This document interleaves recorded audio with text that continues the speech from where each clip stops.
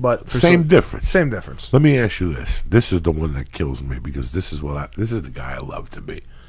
You know, to go on a roll, you have to also go on an audition roll. People don't understand how hard it is unless CAA or ICM go, listen, my buddy, an agent told me that he's your fan, Sebastian. He wants to meet with you for lunch. He has a role, 3 days. He's a fan. You go down there and do it. But then there's the fucking, I lost my train of thought there. I got to stop smoking pot in the afternoons. I'm getting old. I forget what the fuck I was going to say. But then there's the, okay, I'm sorry. I knew what I was going to say. I thought I said it already. And then there's the train of thought where it was me. I was a fat fucking dirty comic, and I had a medium theatrical agent, but I was also getting the breakdowns. And I was also going to acting class on top of going to the comedy store. So I was chit-chatting with those fucking momos, and at the same time getting breakdowns. So, and I learned the breakdown game. And one of the things I realized, and I want you to know if you ran through this, how many times did a guy come in? Maybe a comedic actor, okay? You've seen him on 3 TV shows. You particularly don't like him. I mean, not as a human being. As far as what the fuck he's done on TV shows, you don't get it. Yeah. But he's here. NBC loves him. You know, he's amazing. And now I got this fucking... let me just throw a name out there. Ingram. That comes in that room and sizzles that motherfucker 3 times without even trying. You know what I'm saying? And you know, and Sebastian, you're sitting there holding your face going, what do I do? Not because you know Ingram. I'm not talking about that. Yeah. I'm talking about because this guy has been the 6th man on, or the 5th man on shows. But my little dirty fucking Ingram came in here and sizzled his ass 3 times to prove it. And each time he changed the audition up. He came with something else. Yeah. That's, you know what I'm saying? What do you do? Now the network gets involved, and now... Yeah. You got to pick your battles. That's what you got to do. I didn't run into that too much. I think we cast... Well, actually, there was some stipulations on who network wanted, and you know, there's always the... you gotta be diverse, and you know, even though I'm writing about the people I grew up with, you know, maybe I didn't grow up with a Chinese guy, or maybe I didn't grow up with an Indian guy. Nick had to become a tranny.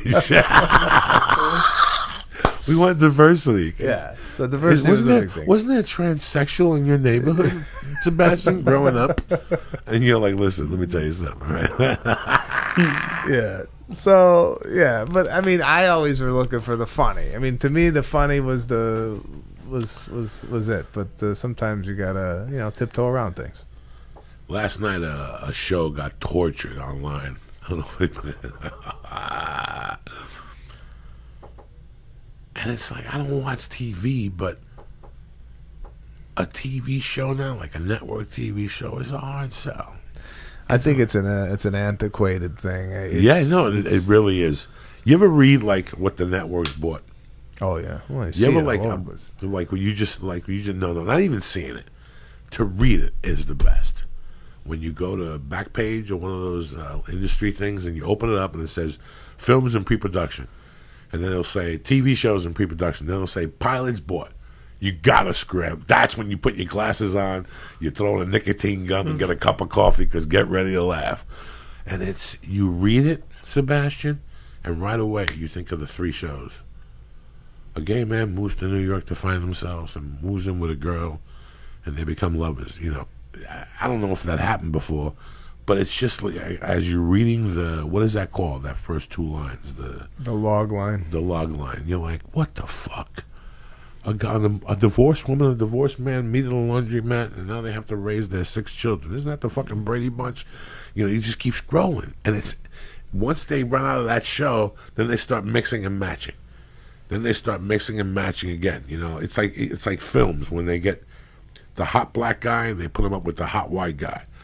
You know, and then they, after 48 hours, they tried to make everything 48 hours. Yeah, they wanted to make everybody Eddie Murphy, and that's what they fucking. Yeah. But man, I congratulate you on the whole TV experience. It was fun. I bet you learned a lot. It was nice. I bet you couldn't wait to get the fuck out of there at the end and get back out on the road and do some fucking shows. Oh yeah, you start chomping at the bit a little bit, doing that one thing over and over, the casting and all that stuff, and then the rehearsal and the dry rehearsal, which was all a great experience. And then I had my family come out to watch the filming of it. My father was there, and talking to Tony Danza, and here I got my real father and Tony Danza playing my father. They're talking. Of course, my father was talking to Tony Danza, going, "You need any tips? Let me know. You need to know what I do." So my family's very, very involved in what I do, especially when I come home to Chicago and they would want tickets. My father's like, "Yeah, I need tickets. You got to give me some tickets." And I go, "Dad, I'm trying to make a living. Yeah. I'm trying to make a living. I pay for people to come see me perform." But, he's an immigrant soul, so he's like, "Hey, I'm your father. What I want, I get." He's very proud of you, Sebastian. Yeah, he's very proud. What does he want, like 2 or 3? No, get the fuck out of here, 2 or 3. I don't even know his father, and I'm telling you what he wants. He wants a small 40. He promised Gino at the barber shop, and the dudes at the bakery want to come see him. Remember little Nicky, you play bitty basketball? They want to come see him. What, they don't make money? No, What, they don't have $22.50? What the fuck? I haven't seen little Nicky in 10 years. Now he wants to come see me. They make at the bakery. Oh, yeah. Man, it's a lot of that stuff going on. My father would negotiate, I think, he's like, "Hey, I got to get the contractor that did my bathroom a couple of tickets." I think he negotiates the price with the 2 tickets included. And then when I come to town, I'm paying basically off my father's favors with tickets. So... but it's good, man. He's a proud father, so it's your family. How's your mom about all this?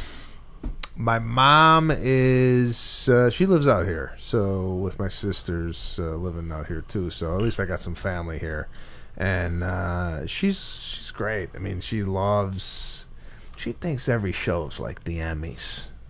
She's coming to Chicago at the Chicago Theater. She'll get dressed up. It's a big to-do for her, and my wife as well. It's exciting. It's an exciting time where, you get to share it with the people that you love, and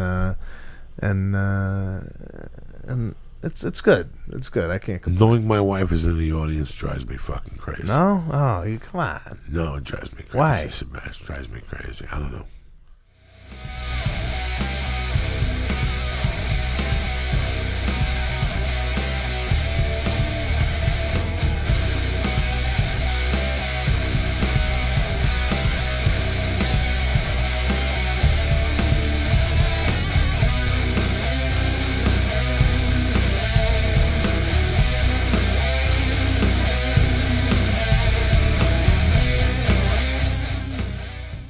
Tremendous.